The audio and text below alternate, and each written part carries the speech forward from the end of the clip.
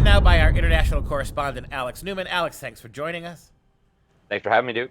Well, you have a knack for picking the best stories. We got another great one. A teacher in California middle school is caught on camera explaining how these clubs that these kids sign up for on high school level and middle school level, she's manipulating kids. She's picking kids who are vulnerable because they're malleable so that she can push a radical progressive agenda through clubs, something parents would never know about. Her name is Lisa Avery, and this is Glendale Unified School District in La Crescenta, California. Tell us what's going on here.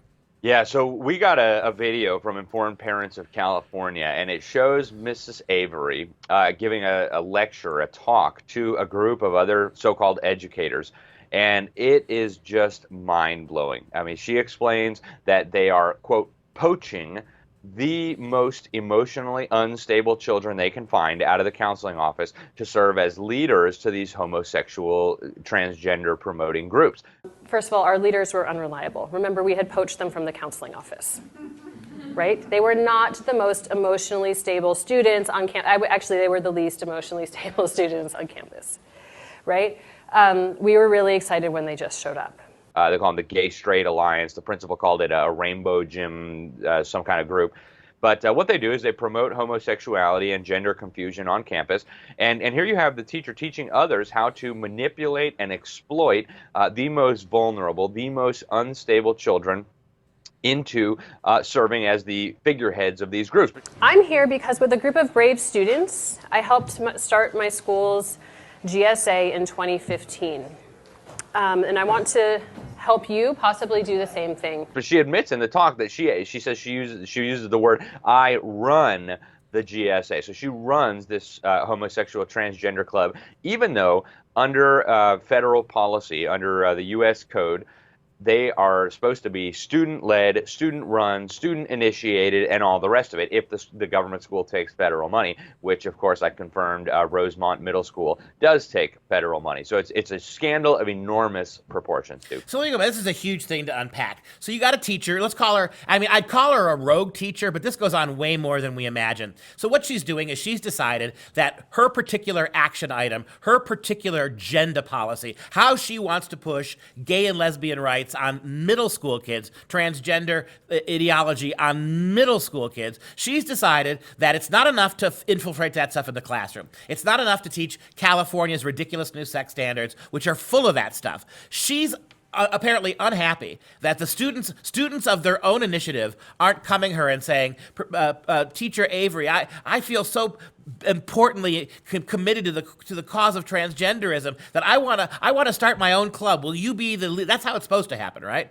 Kids get interested in things. They find out faculty advisors. The faculty advisors then facilitate the putting together of these clubs, and they stay out of it. But here you have Mrs. Avery, who is clearly a social justice warrior, clearly a radical advocate. She doesn't think enough of this is going on. Not only is she instigating these clubs, she's finding students, and she's flattering them or twisting their arms or arguing why they need to start these clubs. And as you point out, she's choosing some of the most mentally damaged kids in the school. Explain that aspect of that. What did she say specifically, and what kind of kids is she targeting to lead these groups under her name?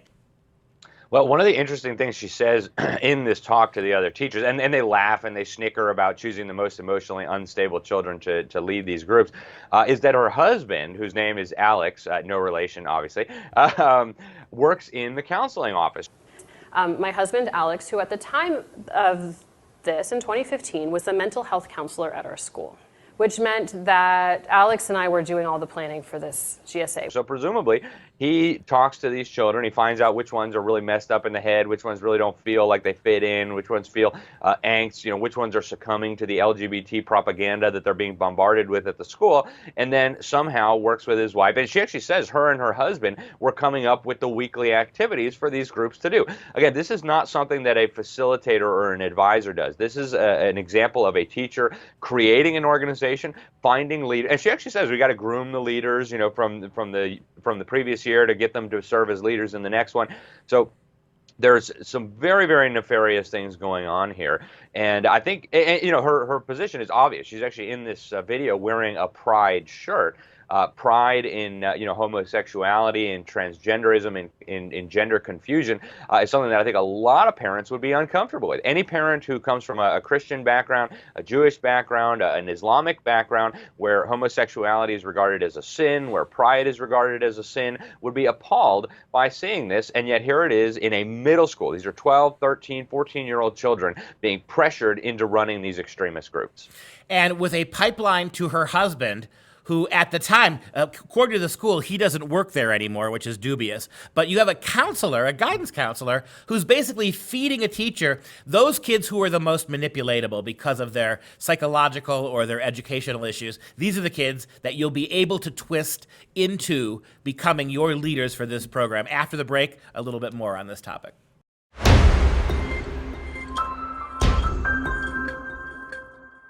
Back again with Alex Newman, our international correspondent, and just the information you gave us in that first 5 minutes. Quick little recap. So we have a husband and wife teaming up to do this, right? We have teacher Avery and her husband. He is a guidance counselor, or was a guidance counselor at this middle school. And rather than protecting the privacy of these kids, rather than looking after the psychologically fragile kids and taking a special care of them in a private HEPA sort of way, right? All these federal guidelines to protect these kids. He fed that information. Which kids were the most vulnerable, the most manipulatable because of their fragility to this teacher. The teacher then found those kids and pressured them to become leaders of an after school or a school group that she was creating, when all along this was supposed to be the responsibility and the initiative of kids, not teachers and guidance counselors. Tell me what happened with your experience. You talked to a number of people at this school. What happened? Yeah, that was really interesting. So first, I called up the counseling office because I couldn't get through to the principal directly. So I called up the counseling office. They said they would put me in touch with the principal. I went through a few hurdles. Finally, I spoke with the principal, and I asked him if he had seen this video, if he knew the contents. I let him know what the teacher was saying. He said he had no idea. He had not heard of it. He didn't know anything about it. But he said the husband no longer works at the school, which was interesting because if he didn't know the video and he didn't know anything about this, it'd be interesting that he knew which husband I was talking about. Maybe there's not too many husband and wife teams involved in running homosexual and transgender clubs at the school. But anyways, he said he didn't know what was in the video, so he gave me a couple comments, and then he said, can you send me the video? So I sent him the video, didn't hear back. I called before I sent my story, and I said, look, I got a deadline to meet. If I don't get a final statement from you, I'm just going to have to put that in my article. The secretary said, well, hey, we've got the communications department, the public information office is going to be in touch with you soon. I did get a call from the communications director. Her name is Christine Nam, and she was very, very aggressive. First she tried to get me not to write the story. She said it was just a fringe group, and no, there's no story there. There's nothing to write about. I think she didn't realize that I come from a background that would think that having homosexual clubs exploiting vulnerable and mentally unstable children to run them would be problematic. Then she explained that no, the video was edited. She knew the video, that it was highly edited and things were taken out of context. So I just read her some of the quotes. And, how was that out of context? Is that appropriate? Do you know the definition of the word poaching? She said, oh, well, that was a bad word choice, but she didn't mean poaching. Very, very evasive responses. Then she tried to get me to rewrite some of the stuff in my article. So, I told her I could see why they put you as communications director. You do your job well in terms of trying to get the reporter to parrot the school district's propaganda rather than do reporting. But finally, I just asked her, just put it together for me in a statement. I would like to talk to the teacher if possible. So she said, that's not possible right now. The teachers are still out. Maybe next week we'll see what happens.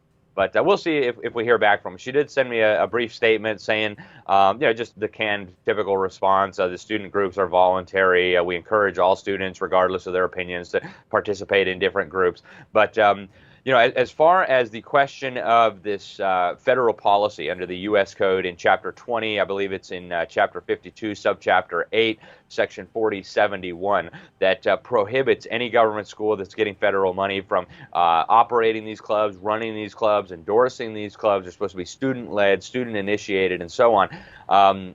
I never really got any answers. In the communications director's response, she kind of alludes to, well, these are all student-run. But if you listen to that video, you can decide for yourself whether you think this sounds like a student-run homosexual club. Yeah, no, watching this, and I urge you to watch the video, get the full video, because when you watch it, they're laughing about this.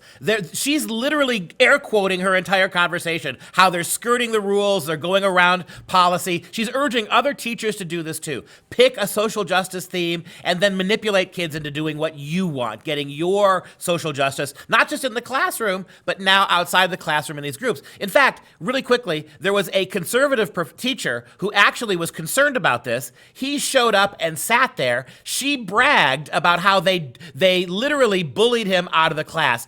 Take a few extra seconds and explain that real quick. Yeah, so she talked about, some parents aren't comfortable with this, some teachers aren't comfortable with it, and she mentioned I guess a Christian teacher who came in to kind of see what was going on, and yeah, they just bullied him until he left, and she thought that was fantastic. So it gives you just some insight into what's going on in these public schools. And I spoke with Stephanie Yates, who runs Informed Parents of California. She said, get your kids out. That's all you can do is get your kids out. But let that sink in. A concerned Christian teacher sat in, and they found ways they fed the kids questions. They had the kids sort of pushing against this teacher who was wanting to see what was happening. He finally left, and then they all laughed that they got rid of this guy, right?